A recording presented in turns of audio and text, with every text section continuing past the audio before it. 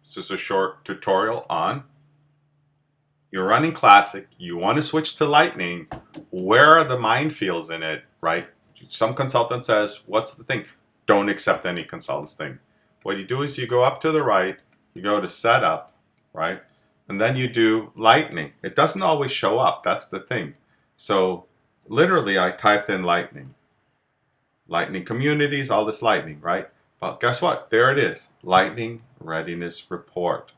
And that's the report you run that will then give you, you do the video, compare Lightning experience, make the move to Classic. Well, the next step is, it's already enabled, is a Lightning Readiness. See, it was literally here. Let's do a Lightning Readiness check.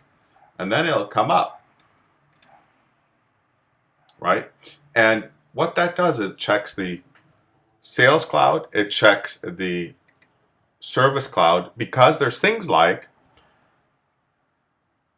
JavaScript buttons, special reports, triggers that may not work. And this report will do that. And then each button is like 4 hours of consulting time. And you can just see how much it is, or you choose not to do the button. And with that, it's on its way. And that's how you determine it. Let's see, next steps. I don't want personalized advice. I want to preview the readiness. See, and did you see? And